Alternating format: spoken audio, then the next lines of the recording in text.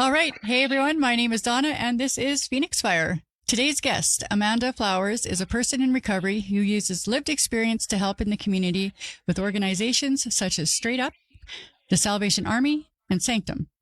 And we're going to meet Amanda right after this.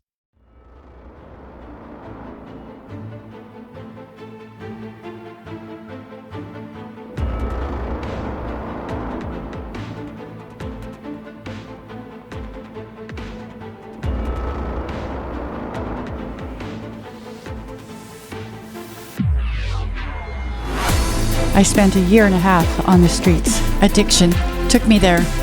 Pain took me there.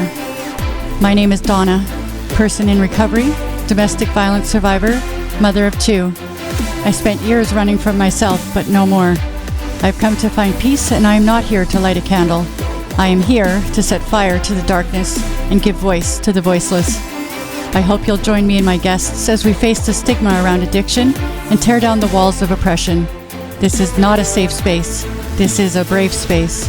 This is Phoenix Fire.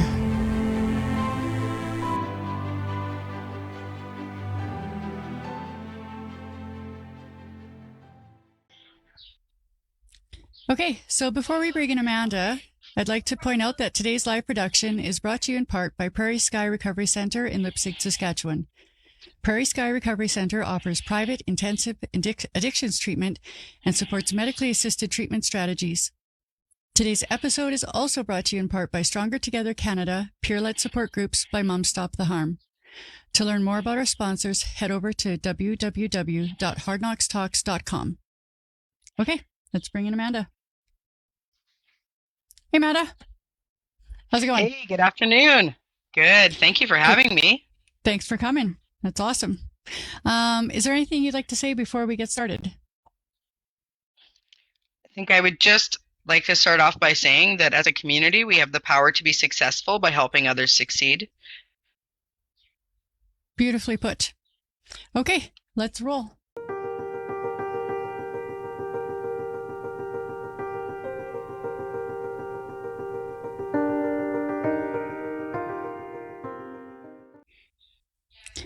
All right, so first off, Amanda, how long have you yourself been in recovery? So I think for me, recovery is two separate things. So I have been sober since the end of 2014. In actual recovery, working on that trauma and all of the addictive thinking, I would probably say closer to 5 years. Okay, interesting. And so what brought you to change? Like what brought you to sobriety? And then maybe what, brought you into working on the trauma? So essentially in 2014, I had just gotten out of custody for drinking and driving. I am a recovering alcoholic. And so I got out of custody and I very quickly went right back in because there was a limit there was lots of supports in the area, but a very much a lack of access to these supports. So I got out and I just felt angry. I didn't know who to talk to. I didn't know where to turn. Anyone that I could go to talk, there would be a wait list. So maybe for me to see a counselor would be a 4-month wait or a 6-month wait. And of course, the turmoil inside of me couldn't have a wait. I needed that help right then and there. So I acted on that anger in a way that got me another charge. And I just about went right back into custody. But fortunately for me, I got off on a CSO. And at that point in my life, I was thinking, you know what, I'm either going to end it now, take my life, or I am going to get sober. And it was that black and white. And thankfully, there was a service in Regina that I walked into and I broke down in tears. And there was an elder there that she just hugged me and she said, let's pray. And that's where it all started for me. Beautiful. And just so for anybody who doesn't know, a CSO is a conditional sentence order. So did you practice, like, did you use a particular modality or like how has your journey looked for you? So I grew up in a very conservative Christian home. And religion has been a very big part of my life, some of it healthy, some of it unhealthy. So when I walked in and that lady said to me, let's pray, I instantly connected. And so from there, the trust, it was already there. So I ended up going to treatment. Leisure recreation and pro-social peers and support became a big part of my life as well. For me, it was the one-on-one and the group trauma-specific therapy. Okay. So as mentioned, you're with Straight Up, the Salvation Army, and Sanctum, and we'll get to Correct. kind of what those organizations do shortly. But like I know enough about them to know that like, whatever your role is, it's going to be demanding. So I'm curious, like what you do currently to stay healthy and happy. So lots of times with the kids and the wife. So I am married. We have 2 beautiful boys. We love to adventure, hike, go to the mountains whenever we can, kayak. That's, really another thing that I connect to is nature. So just being outside, looking at the stars, that's how I keep my peace and my joy. Right on. That's beautiful. Is there a particular place that you like to hike? Well, when we can travel, Revelstoke is our favorite. Okay. Nice. Otherwise, we like to geocache and just see where it takes us. Oh, wow. That sounds exciting. Should try that sometime. Yeah, you never quite know where you're going to end up. That sounds exciting. So because some of our viewers are not from Saskatoon, and even at that, not everybody is familiar with Straight Up. I mean, most people are kind of aware of the Salvation Army, but then there's Sanctum. Can you take a moment to tell us a little bit about what each of those organizations are or do, and perhaps your role within each of those? Absolutely. So Straight Up is for individuals in the gang and criminal lifestyle that are trying to get out. So it's a member-driven organization. So we take our lead from the members and we walk beside them. So not in front of them, not behind them, but beside them. So it is gang specific. I am the SIM outreach worker here and the addictions counselor here. At Salvation Army, I work just as residential services, so at the front desk as well as emergency after hours. So we work with any men 18 and up that are staying at the shelter. We work with the men that are in the New Frontiers halfway house. And then we also take emergency calls for social services after 5 p.m. to help people that are struggling with immediate housing needs. Maybe they're fleeing a domestic violence situation, they need food. It's really particular for each individual. And then Sanctum is a harm reduction home. So there's 2 homes. One is for individuals who need more health care that are struggling with HIV. And the other home is for moms and babies that need that extra support. Let's say are struggling with their substance use and need some parenting skills, more one-on-one. Okay. So I'm curious, when did Sanctum come about? Because personally, for me, when I was, still in my struggles, I was not aware of anything like that, except for Interval House. And Interval House, you needed a certificate of sobriety to get in. So, how long has Sanctum been? Sanctum's been around for, I would say, I'd have to guess, but at least like almost 10 years. Okay. And they're expanding now too to second stage housing for the women and their babies. Oh, beautiful. That's great to hear. I'm glad to hear that exists. Go ahead, It started because of the stigma surrounding HIV. What we were seeing in the community, and we still see today, is that people who got that diagnosis didn't want to seek help because they were afraid to be stigmatized or what would people say. And so by the time they sought that help, it was already too late and they were in the terminal stages. And so creating essentially a safe haven, with a team of doctors, with harm reduction, with a place that was judgment free, it allowed people to go and get healthy and then move on to live independent lives, knowing that it doesn't have to stay with them forever, that stigma. During our conversation, you talked about the fact that like each of these organizations have a slightly different view or approach to what recovery should be. I think like the Salvation Army is abstinence. And as you just mentioned, Yeah. Sanctum is harm reduction. Harm reduction. And obviously straight up is more of the harm reduction kind of modality than. Well, straight up, we are working towards abstinence. At the same time, it's because it's member driven, it's person specific, right? Okay. So. Okay. So you having those different perspectives, like, do you feel like there's maybe one or approach or the other that seems to be working better? There isn't. And that's, I think, the problem that we have in our community is that oftentimes it's seen as a one shoe fits all, for people. And that's not the case.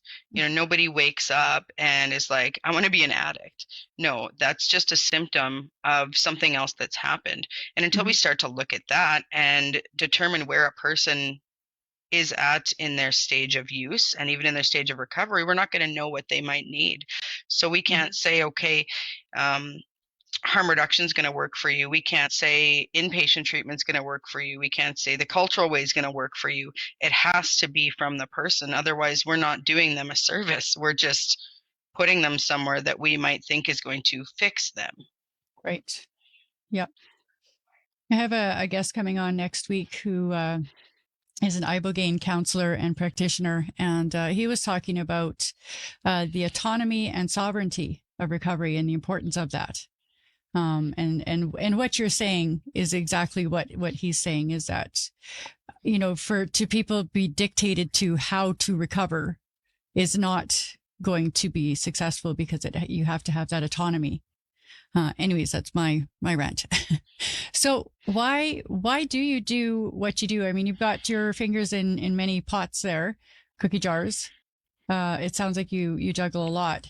Is there something specific that drove you to this line of work? So, yeah, obviously my own personal recovery, but I'll never forget. So when I came out of custody, out of Pine Grove, and I went into the CTR, the community training residence here for the women, because I was a binge user, I was a binge drinker, I could go months without drinking. And so nobody looked at me none the wiser, right? Look at this. She's the easiest inmate ever. She's working, she's going to school, she's doing all of these things. And I was kind of put in that lump of, she's fine. Nobody asked or checked in to see how I was doing, right? Okay. Because I was doing fine.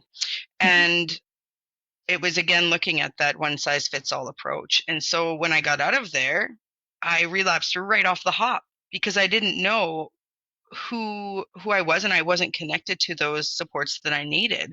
Simply, there was not the education nor the access to services for what I particularly needed. And so now when I come into the field, I want to hear people's stories, whether I want to know, where are you at? What's going on for you specifically? So not what people want you to do, not what your aunt's saying, not what corrections is saying, but what's going on for you? And then how can we help you get there? Because I could look at you and say, hey, you're functioning great, you're at work, so you don't need me. Or I can say, okay, what brings you here? What got you here? What's going on, and what's going to work for you? I like that approach. So you had mentioned that you noticed within the system that people are set up to fail. And I recognize this might be a bit complicated to answer, but, can you please elaborate on that a bit? I know, and like to maybe give it some context, you had mentioned the issues with conditions, being released on conditions and the ability to comply with, as well as the issue of transitioning from custody and the difficulties inherent. Well, I think we can simplify this. So can you tell me, what does a typical day look like for you? Put me on the spot. Well, currently, wake up with before the kids, have a cup of coffee, get the kids up, get them ready for school, hustle around, drop them off, come back here, pretty standard stuff, I suppose. So how did you learn how to do that? trial and error and a few tears? So what we're expecting as a community is that when people come out of custody, they know how to do that. They know Right. how to get that house. They know how to get those finances. They know how to spend a typical day. Mm-hmm. But who's helping them? Mm-hmm. We say, okay, this is what you're going to do. You're going to work on these things, because if you don't work on these things, you're going to end up back in custody. But then we don't give them the support to do so. Mm-hmm. Something as simple as, you said you wake up in the morning. Okay, who told you to go to bed at night? Mm-hmm. How did you learn that a sleep routine was important?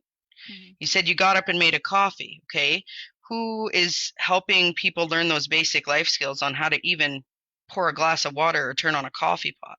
Mm-hmm. You said you got the kids ready. Okay, who is teaching those parenting skills? Mm-hmm.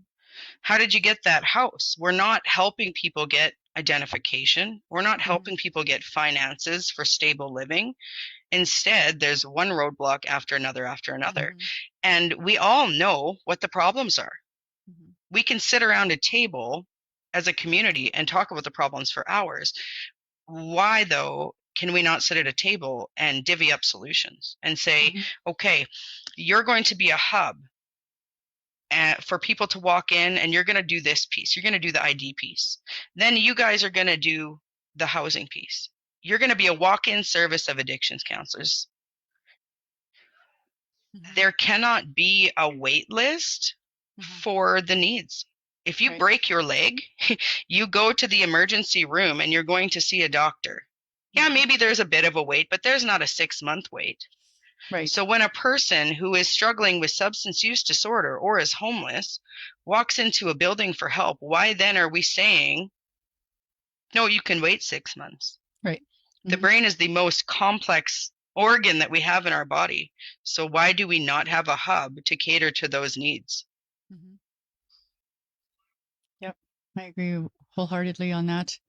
And you know, our friend Kelsey, I mean, she spoke about this on the show as well. And it's the perfect circle of barriers and hurdles in order to get people to a certain point. And you just touched on that as well, like the identification issue.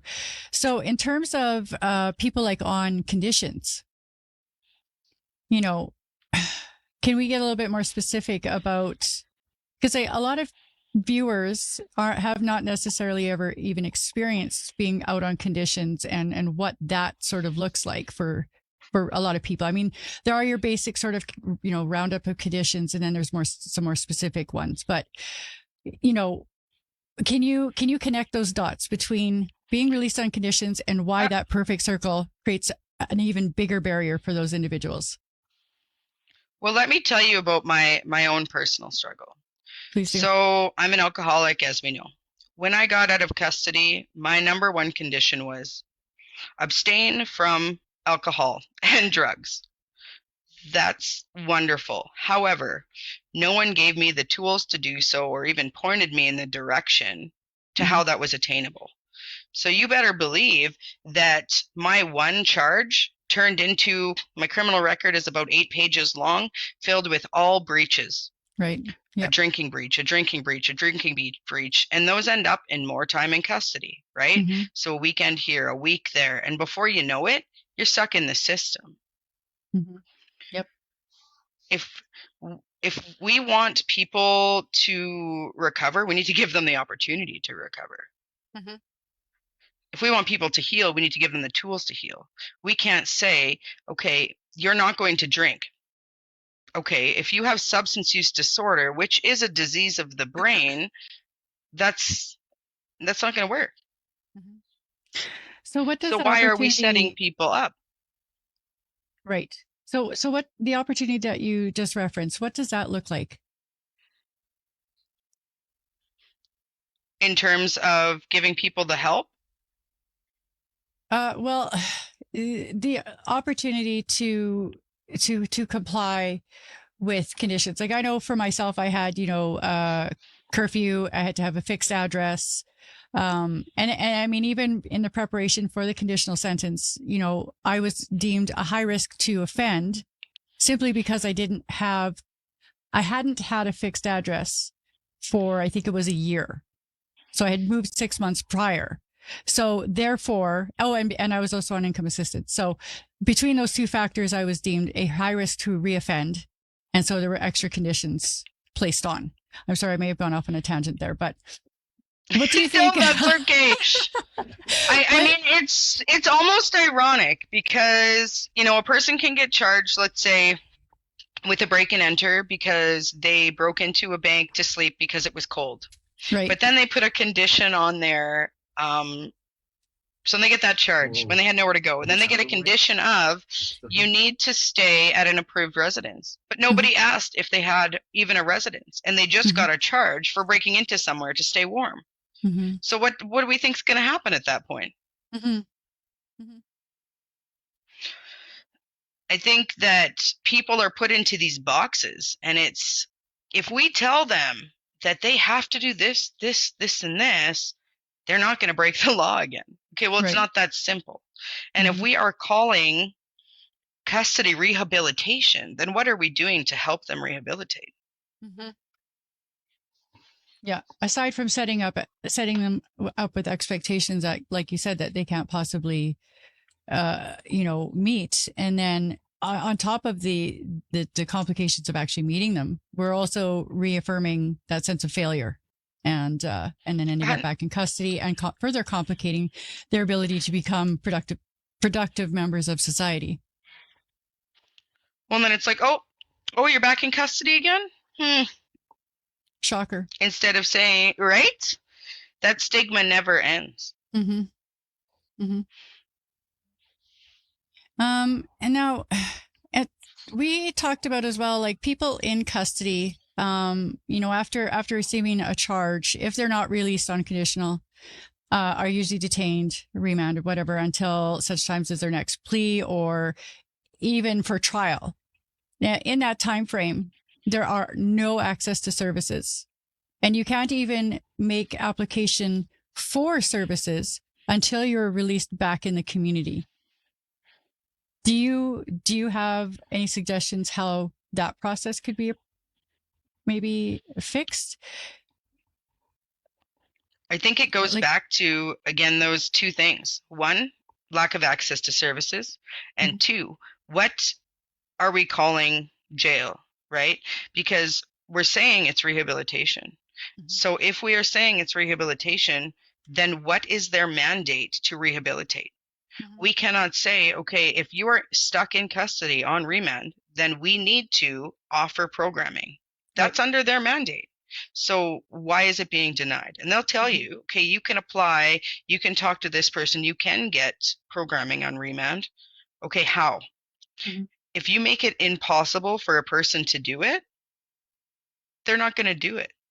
If as a professional we're frustrated trying to advocate for our people, how must they be feeling?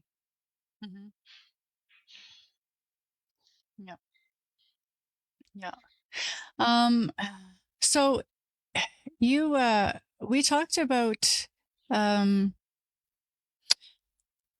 doing things differently. You talked about the and you've alluded to it already, being like a hub.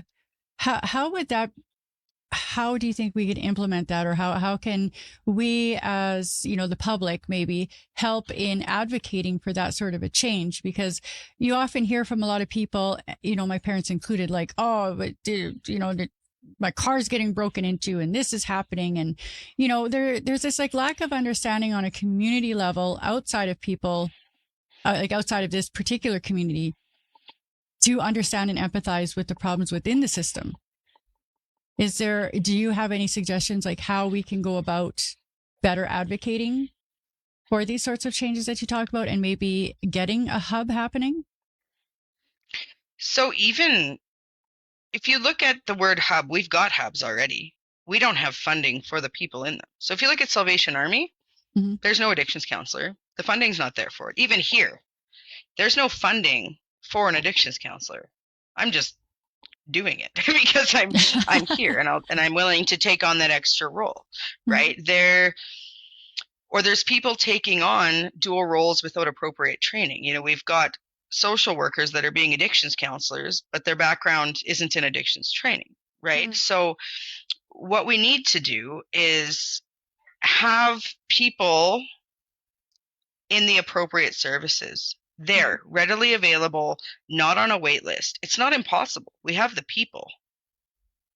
We just need the funding, and we need them to be in, I guess, in more spots in our inner city, right? Okay. So have an addictions counselor at Salvation Army. Have an addictions counselor in the community training residence, right? We've got a teacher. Let's put an addictions counselor in there too. Let's put a, whatever else. Why don't we have a mental health therapist somewhere? Let's throw some of these people that can help bridge that gap into our inner city services. Or let's have almost like a mentor program, like Ephraim's got, or like we have. Have someone like big brother, big sister. Have someone that you can pair with someone that can help them with those IDs, that can help them get on their way with their housing and stick with them, right? Lived experience. Let's use the people that have been through it to help those that are just starting out.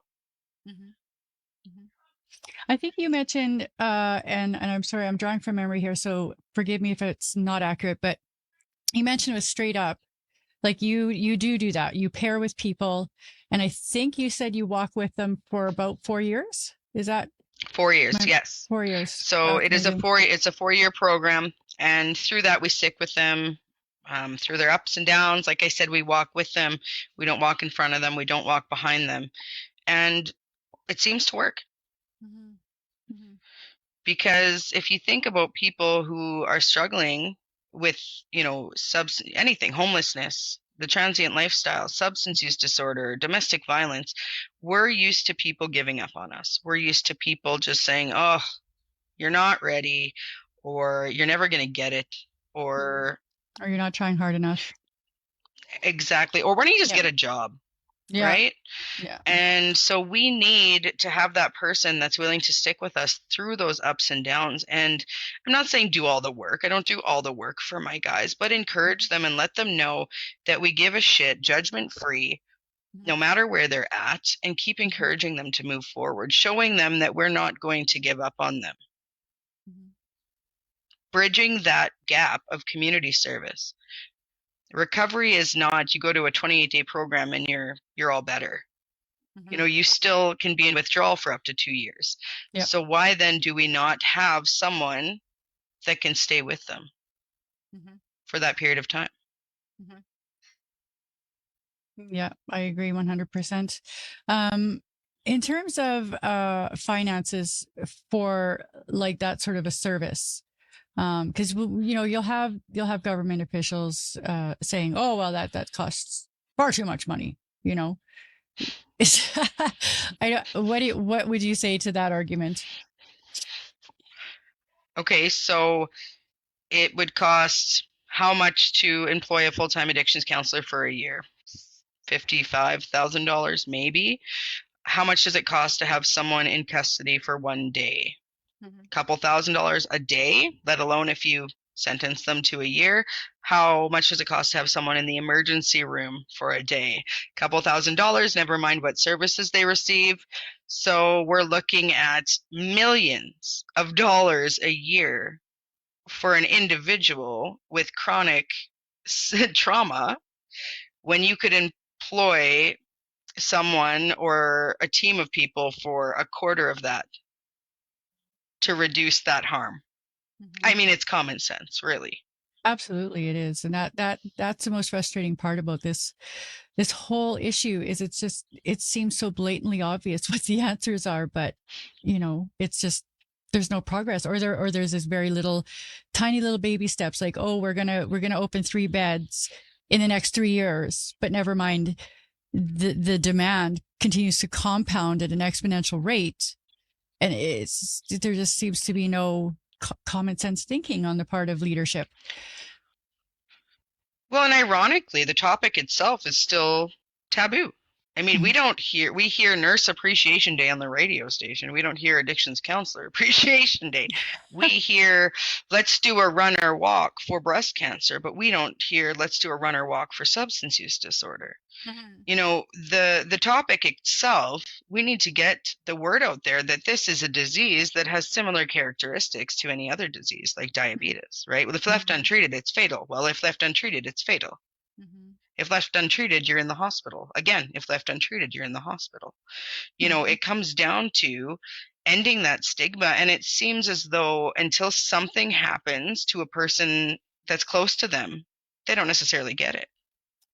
Yeah. So I encourage anyone in government to come spend a day with anyone in a nonprofit, with anyone even for profit in the inner city community, and see if that changes their mind. But I have yet to see anyone show up and spend a Mhm. day with any of us and get to know the struggle at the struggle level, at the ground level. Mhm. Mhm. Yeah. I mean, even issues like trying to get through to, was it the client service center? You know, you you are the 45th caller, and that's if you can even get in the queue. Like you could be sitting on hold for like 6 hours. And a lot of people who are trying to get through have no real access to a phone, so they're tying up a phone somewhere. It just seems also very unreasonable. Um. So that's assuming that, again, they have a phone, they know how to Mhm. use a phone. Then, if you do get through, they're going to ask you for your ID. Okay, Mhm. so if you have zero ID, good luck with that. It Mhm. is it is near impossible. So the first thing that you'd have to try and get then is your birth certificate. To get your birth certificate, you're going to have to know about your family. So you better hope that you did not grow up going from foster home to foster home and have an idea who your family is, or you're going back even further. Once you Mhm. get that ID, well, now you got to try and figure out how to open a bank account. Oh, wait, you Right. can't do that because you need two pieces of ID. Back to the drawing board. Yeah. By the Oh, time and you then got on that top bank of that, no account, credit rating.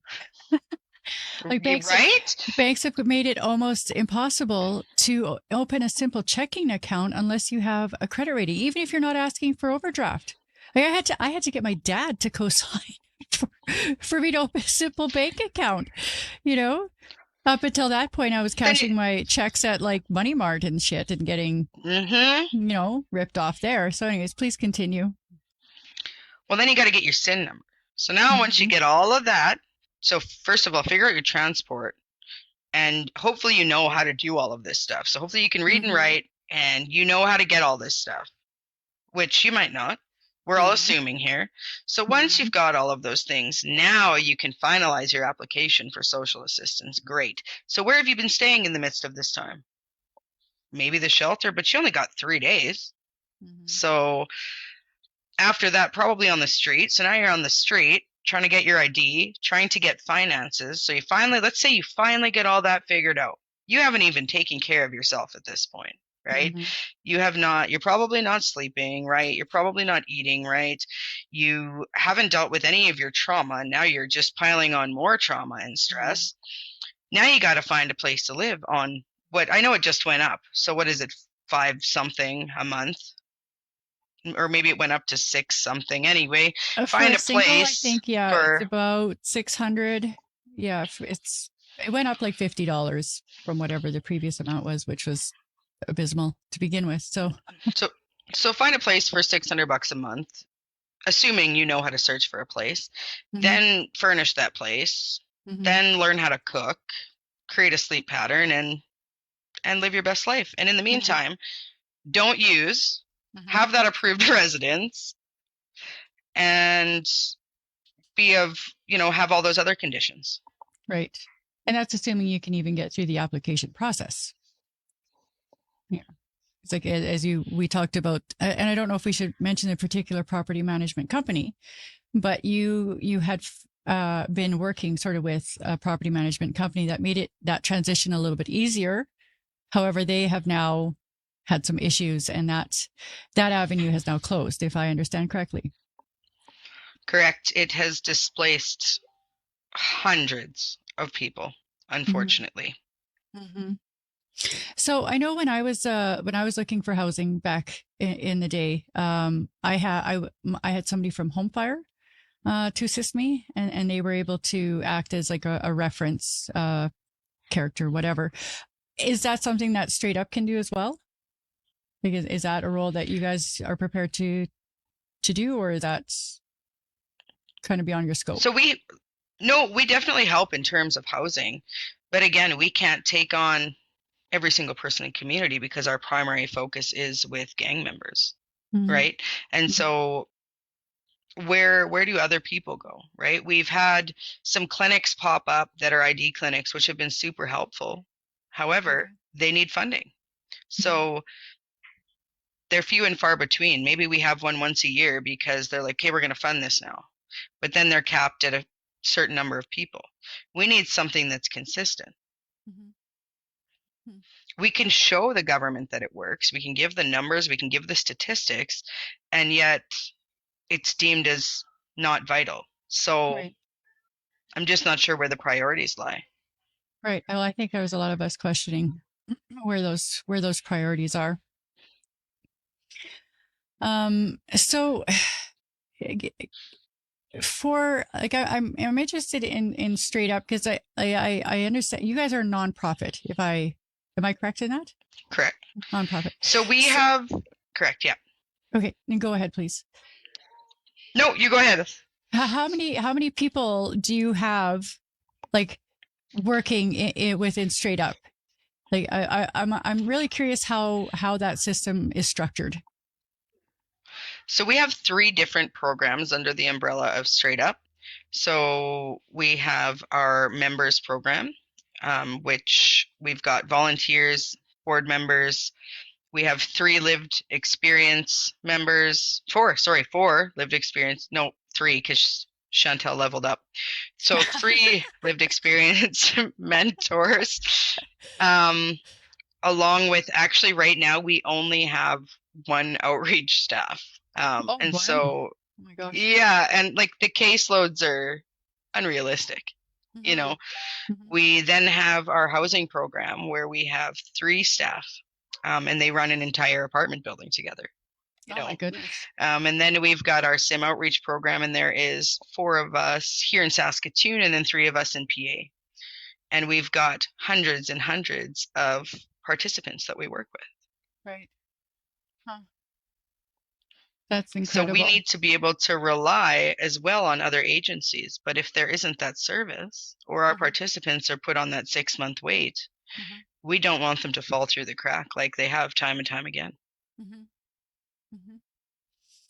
I'm just going to pop over to some comments that have come in here, Amanda. So Nadzin says, so happy you decided to stay with us. You are truly an inspiration and someone to look up to. And Brittany Denise says, you're amazing, Amanda. Never forget that. Saskatoon is so fortunate to have you advocating for the most vulnerable. And our friend Kelsey Demont says, agree, Amanda. Thank you. I helped a 60-year-old man learn how to answer a phone. He'd never answered a phone before in his life. So how does he contact his CIS worker? How does he arrange to coordinate housing or a bank account or X, Y, and Z? Simple tasks that people learn from their parents if they... Comment's too long, Kelsey. Comment is too long, unfortunately. Very, very valid point, Kelsey. And Hannah says, 1,000,000% correct. Too many policymakers who have not the slightest clue making decisions for the most vulnerable persons. Need the people whom have lived it, worked it, and educated in it. Look at the BS with Lori before the Warriors of Hope fought for a meeting. Well, since that's in the comment, Amanda, can you elaborate a little bit more on what she's talking about with Lori? I actually don't know if I can due to confidentiality reasons. Okay, so fair enough. I apologize. Yeah. Fair enough. I wasn't sure because she put it out there if that was something that we could touch on. And again, a lot of viewers are coming in from like the US and other cities in Canada, so they may not be familiar, but we'll just leave it at that. So Michael Goodwill says, I once tried to go cold turkey off Suboxone. Oof. but most of what they prescribed me was not covered. Shake my head. Oh, and going off of any medication cold turkey is very, very risky, especially Suboxone. That could put you right into a rapid withdrawal. So I hope that you're doing okay now. Yes. And I empathize that wasn't covered. That is 100% a setup. So I'm sorry you went through that, my friend. Mm-hmm. Yes, that's I again, next week's guest, who does ibogaine therapy, was talking about how methadone and Suboxone are harder to come off than heroin, which I had kind of heard that in the past, but I wasn't sure, if what I was hearing was accurate. And fortunately, I had the opportunity to wean off. But I have heard of other people trying to come off or forced off, and it's living hell. So Amanda, it looks like we've come to the end of the comments, except for Hannah has commented a little bit further about that. I'm sorry, I forgot her name already. And forgive me, but Warriors of Hope shared it. Lori, Warriors of Hope shared it on their Facebook page, totally separate to anything here in Saskatoon. The advocates from Warriors of Hope can share about it, such as Kelsey, Victoria, Shiloh, etc. So, but yeah, it appears that the comments and questions have kind of come to an end, and so I think what we'll just let you go for the day. Is there anything that you'd like to leave us with? I would just say, to work on ending the stigma. We can only do so much. However, if we all start to work together, how many viewers do you have on here? If we just stop and, lend a hand or give an encouraging word or help people change that language. So instead of saying addict, let's use substance use disorder. Mm-hmm. Instead of saying get a job, why can't we say, hey, here's a number to call if you need some help? I think we need to pay it forward, moving mm-hmm. forward. Mm-hmm. Mm-hmm. That's beautifully put, Amanda. One last question that I do have for maybe anyone in Saskatoon who's curious. Where can people learn how to administer naloxone? I believe that, what is it called now? Prairie harm reduction. I believe that they teach it there. It is, if you look it up, it's offered almost everywhere now, even at a pharmacy. You can go and they'll teach you how to use it. You might not get the certificate necessarily, but if you tell them, this is why I need this, I live in a vulnerable neighborhood, they'll even give you your first kit for free. Okay. Or I've got 6, so if anybody wants to learn and needs a kit, you can come see me. That's why I was bringing it up. I was going to slide it in there that you were using them to prop up your cat today, which is it's awesome. Okay, Amanda, thank you so very much for your time and your wisdom and insight. We greatly appreciate you being here. Take care, my friend. Absolutely. Thanks for having me. Take care. There is power in numbers. If you'd like to contribute to ending the stigma around emotional pain, please subscribe to our YouTube channel, follow on Twitch, Facebook, and Instagram. Like and comment your thoughts on our posts. Let us come together with our lived and living experience as a resource that has the power to engage new thought processes, to promote new ideas, to broaden the spectrum of care, and to show the world that we can recover. There is a safer way, and we're here to show you how. Take care, everyone.